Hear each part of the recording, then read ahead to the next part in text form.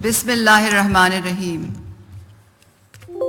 Your Royal Highness Sheikh Dr. Sultan bin Muhammad Al Qasimi, member of the Supreme Council and ruler of Sharjah, United Arab Emirates. Your Highness Sheikha Jawahar bint Muhammad Al Qasimi, wife of the ruler of Sharjah and one of the greatest NCD champions who we greatly admire. Your Royal Highness Princess Dina Marad, another great NCD champion. Your Excellency Abdul Rahman Al Owais, Minister of Health of the United Arab Emirates. Your Excellency Sheikh Assousan Jafar, Dr. Jose Luis Castro, Excellencies, ladies and gentlemen, good evening and Assalamu alaikum wa rahmatullahi wa barakatuhu. Allow me to begin by congratulating the NCD Alliance and the Friends of Cancer Patients for putting together this wonderful forum and getting all of us in this room. As one of you, as a member of the NCD's community, I would like to thank the government of Sharjah and their Royal Highnesses in particular for putting the spotlight on NCDs, for giving it so much prominence at a critical time in history and in a region where the ravages of NCDs are most evident. We are gathered here for the next 2 days to deliberate on certain matters that Sir George Elaine outlined with great eloquence, and there are many numbers that will continue to circulate in this room. We will hear that NCDs are the biggest global killers, as they are. We will hear again and again that they are the largest contributor to the disease burden, that they are responsible for 80% of the premature mortality. We will hear, very rightly so, that they account for trillions of dollars of economic losses and they have glaring implications for healthcare costs and sustainability. These and other such statistics should continue to resonate in these rooms to remind us of the gravity of this situation, but it is the reality behind the numbers, the reality of the human suffering that also has to be brought to bear. Last week, in a developing country, I met a family of 11. The family had 11 members. They lived in a 2-room shack, in a mud hut, in a rural setting, and the family of 11 subsisted on a monthly income of $150. The grandfather in the family had heart failure. He had end-stage heart failure, and prior to his diagnosis, he had never had his blood pressure checked. The grandmother was suffering from every conceivable consequence of complicated diabetes. She had a foot amputated, she was virtually blind in one eye, and she needed dialysis badly. The only breadwinner in the family had very poorly controlled high blood pressure, and he had massive central obesity, which I'm sure you all know heralds many other things around the corner. The lady of the house and the mother of 7 children had chronic obstructive pulmonary disease because of decades of cooking inside. And you can clearly imagine when I say, and will appreciate, that 30% of the $150 a month that the family of 11 earned went towards the treatment of these diseases. That expenditure had a huge opportunity cost because the children, all the 7 children in the household were malnourished, and the 3 girls that I saw there had actually fallen out of school. It doesn't matter where this family lives. They could be living anywhere in the world because poor families, especially in rural settings and in urban slums, have the same imprint, ravaging imprint of non-communicable diseases on our lives. All I can say, reiterating what has been said earlier, that this is simply unacceptable. We will collectively be held to account to our future generations for this needless, preventable suffering. We will be held accountable to the countless poor families that have a similar fate as theirs. And we will also be accountable to the millions of children who will live with the consequences of obesity in the years to come. The fact of the matter is that never before in the history of the world has there been such a wide chasm between knowledge of the burden of disease and what works and between action on the ground. And as I said earlier, this is completely unacceptable. Something needs to happen urgently. So today I'm going to talk about the 4 opportunities which I think are around the corner and some of the tangible things that we can do to avert this crisis. The first is that we could potentially create policy space for NCDs within the existing initiatives. The family that I talked about, their misery could have been prevented if health providers in the basic health unit that they accessed were mandated to conduct opportunistic blood pressure screening. If the government of that country had set the right price for the lowest priced thiazides and had put it on the national essential drug lists and had made it available in health facilities.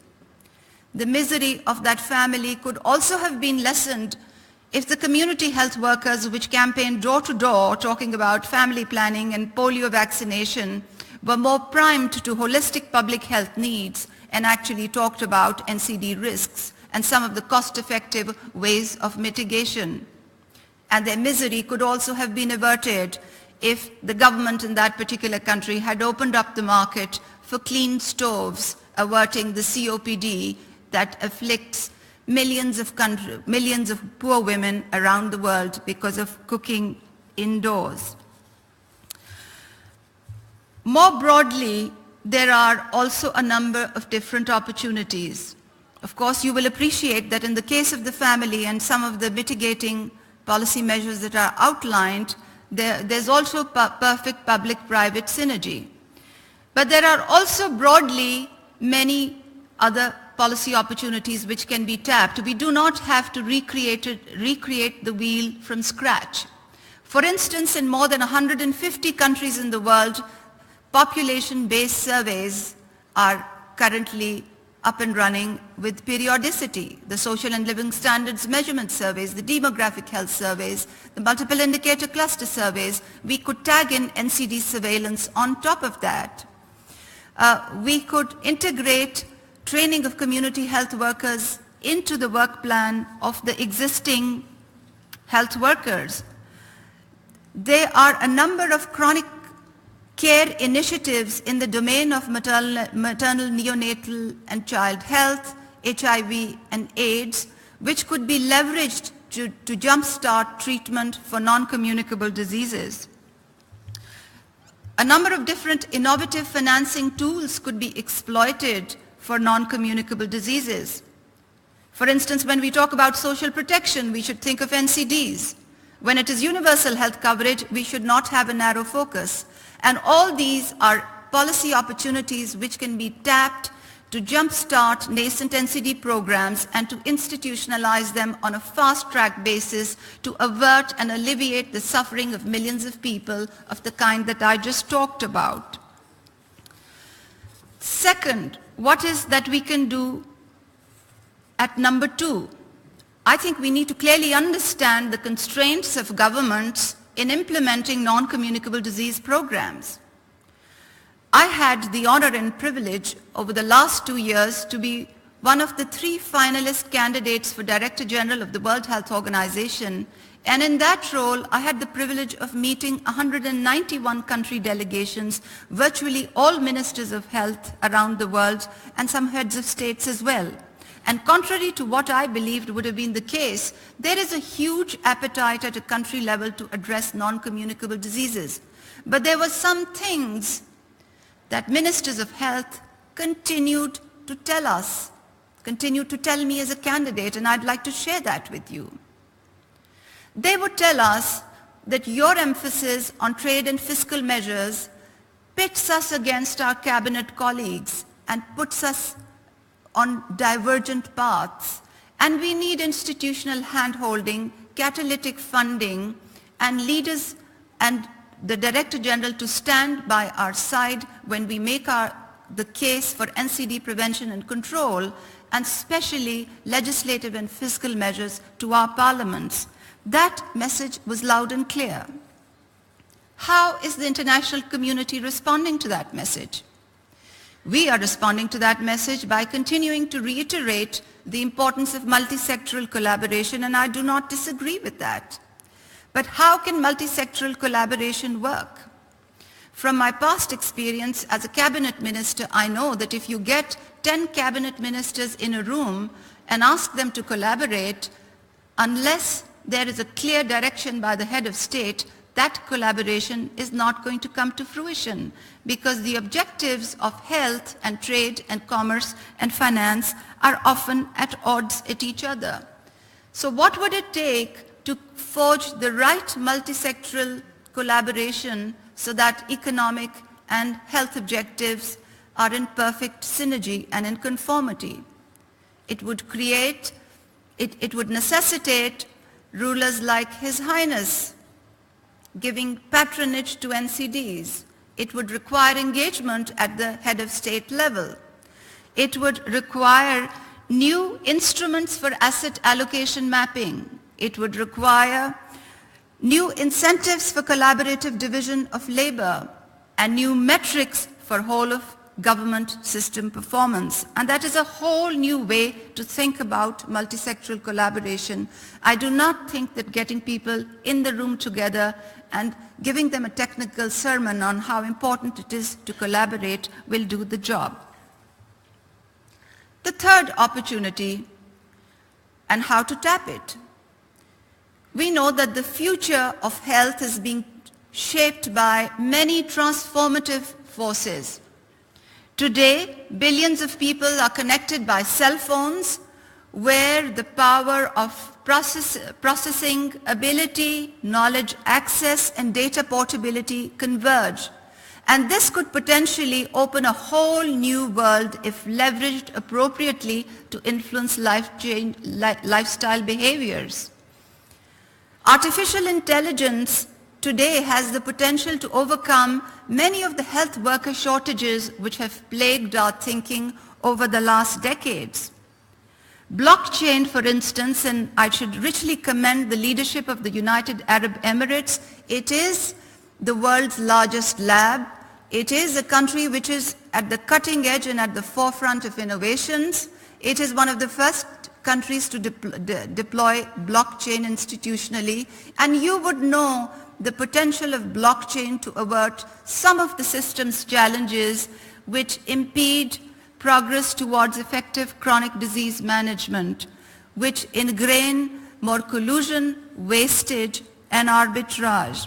And I can continue to go on about how robotics and machine learning and the Internet of Medical Things and 3D printing is revolutionizing the future horizon for healthcare and the social sector. We really have an opportunity to join the dots and to reimagine a future for health and social welfare. But in order to do that, we need new competencies. We need new systems experts. We need systems thinking within governments. We need new regulatory capacity and capacity to set standards. And of course, there are HR requirements which even the most developed countries are finding difficult to fulfill. So we really, in the developing world, we have a long way to go. Lastly, we need to appreciate that there are broader global changes which will augur well for the social sectors, for human well-being, and for the health sector in particular. For instance, today we know that tax evasion has implications for money laundering and terrorist financing, and if you address tax evasion, you could potentially impact on those outcomes. But we in the health sector know that if we address tax evasion, we could create the fiscal space that is needed to mobilize domestic financing for human well-being, and NCDs is a huge part of that. For instance, the frame of the Sustainable Development Goals for the first time has issued a call to the private sector to join hands to overcome the challenges that we face today. And in no other domain is the need to engage the private sector more effectively and more proactively than in the domain of non-communicable diseases. For instance, in the new era of the Sustainable Development Goals, we also know that there's a focus on system strengthening, and that again is extremely auspicious, because when you strengthen systems, you augment their ability to deliver care, and especially long-term care for chronic disease. We also know that in order to effect broad-based change, governments need to think long-term, and we have to create frameworks to compel accountability so that governments will not only calculate the cost and price of their actions today, but also the long-term costs of how their actions will impact societies and the ecosystem. So there are a number of different synergies to be exploited between the broader global transformations and the way they are moving, and the needs and the manner in which we need to tap them. Your Royal Highnesses, Excellencies, ladies and gentlemen, the civil society has a very important role.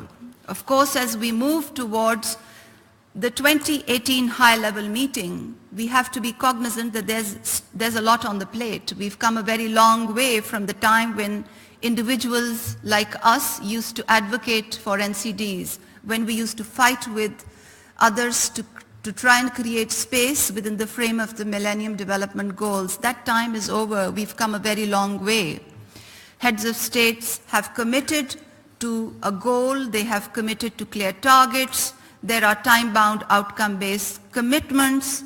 Intergovernmentally, a strategy, an action plan, a monitoring framework has been negotiated, but we know that the progress is abysmally slow. This year and last year, at the voluntary reporting of progress in relation to the Sustainable Development Goals at ECOSOC, there was just one country, and hats off to Samoa, which reported progress on the NCD target. And it is absolutely crucial that we address this gap, that we build the momentum forward.